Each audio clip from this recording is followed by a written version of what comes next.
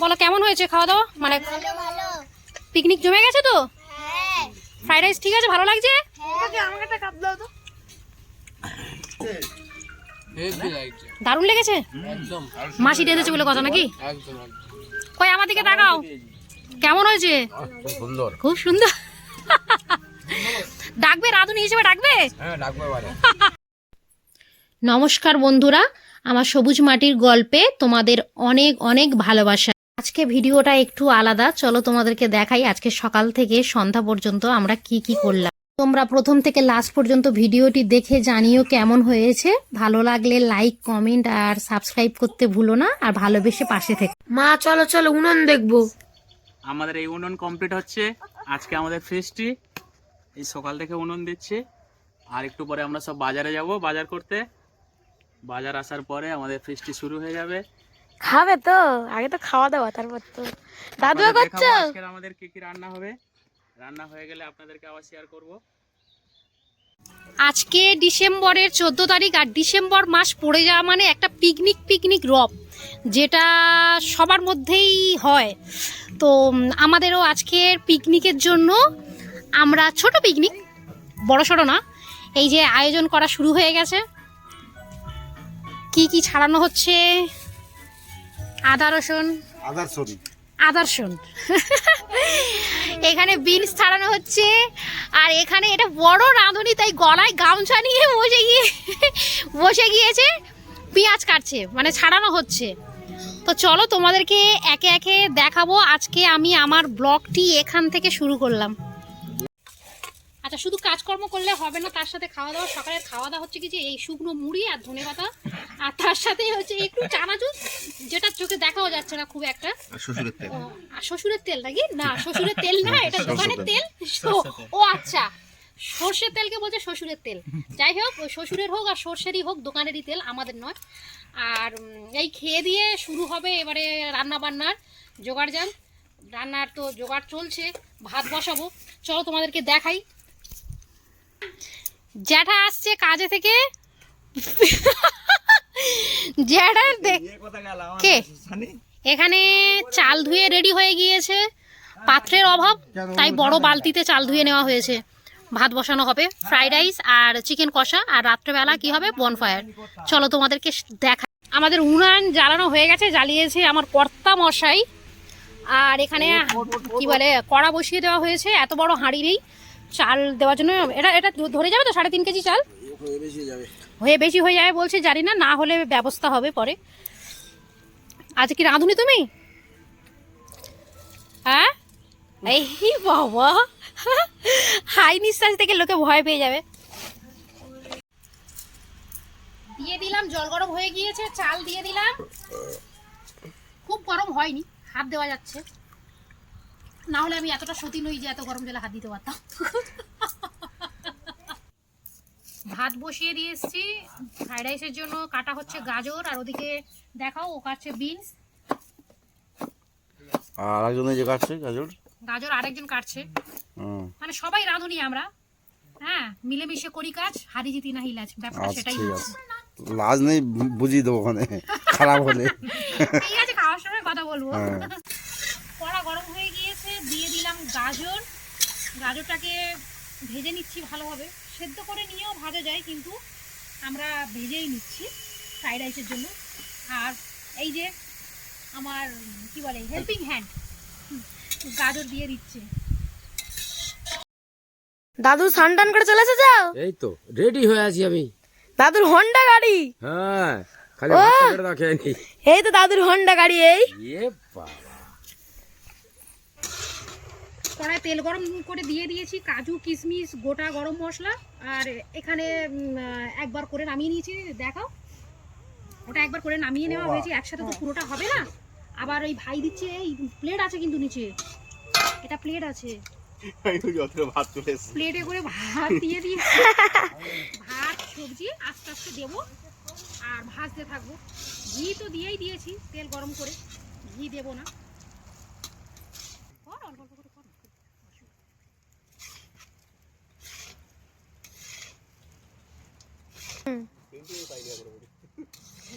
Saint তো ঘিয়ের বেরাচ্ছে, ফোনের ওদিকে সেন্ট যাচ্ছে কি জানি না, গেলে একটু জানিও তো। ফোনের এদিকে সেন্ট। ও সৃষ্টি, শোন না মামা, শান্তান কোলে একদম রেডি ফেডি হয়ে গেছে। দিকে দাঁড়িয়ে নাড়াই যাচ্ছে না, চোখে শুধু ধোঁয়া যাচ্ছে। আর ইস কি ছিড়ি হচ্ছে গা হাত, সব মাটি করে তুলে নিল। বদমাস মেয়ে, তুই তো আরো বেশি তুলেছিস। তুই তুই তুই তুই ফ্রাইড রাইস রেডি, বসে গেছে মাংস। দেখা মাংসটার কালারটা কেমন এসছে। ও একদম ঝাঁকা নাকা কালার, লাল লাল ঝাল ঝাল, ঝাল ঝাল লাল লাল নাকি লাল লাল ঝাল ঝাল? লাল লাল ঝাল ঝাল। হ্যাঁ, ভাইরাল কথা, লাল ঝাল ঝাল। ঝরে ঝরে করছে। ধরে ধরে করছে। আলুটা ভাজা হয়নি, আলুটা দিয়ে দেবো। কাকিকে স্যালাড কাটছো? মাংস কষা এখনো চলছে, দারুণ এসছে কিন্তু কালারটা। এখন আমি সরে এসেছি, কর্তামশাই রান্না করছে। কি গো, সেন্ট পাচ্ছ? সেন্ট পাচ্ছ? আমি খাওয়ার সময় সেন্ট পাই। তার আগে পাও না? করোনা টরোনা হয়েছে কি চেক করাও। ও মা, হ্যাঁ খুব সুন্দর সেন্ট বেরাচ্ছে, একদম ঝাঁকা। হ্যাঁ, ঝাঁকা নাকা। এই বাবা কি বলছে, যেখানে যাই ওয়ান নাকে ঘরে আসে না। না না, দারুণ লাগছে। আর এই যে দর্শক মন্ডলী সব বসে আছে খাওয়ার জন্য, পাতা দেওয়া হয়ে গিয়েছে। খেকো খেকো খেকো মন্ডলী, দর্শক মন্ডলী না, ওটা অনুষ্ঠান হলো দর্শক মন্ডলী বলা তো কি।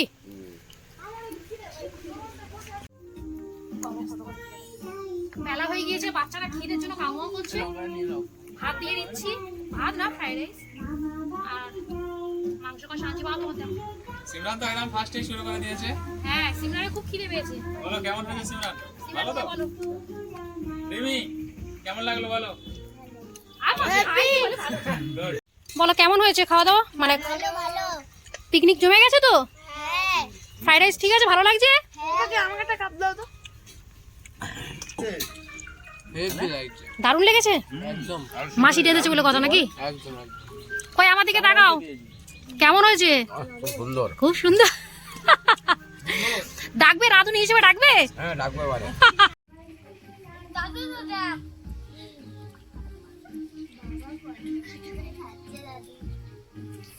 যেমন দেবে সেটা তেমন খাবে মা। ওটি গ্লাস আছে?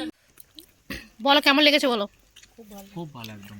হেভি হয়েছে। হ্যাঁ, দারুণ। কর্তামশাই আপনি রিভিউ দিন। এ মা, এ কি কথা বললো? আমি খেতে বসে কথা বলবো, এখন বলছে খেয়ে নিয়ে কথা বলবো।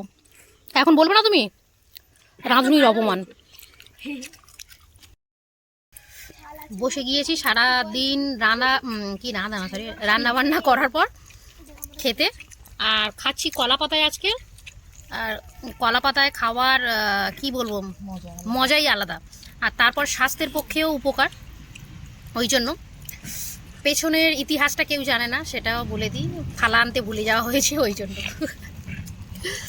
তো চলো, খাওয়া দাওয়ার পরে দেখা হচ্ছে। আরও অনেক কিছু বাকি আছে।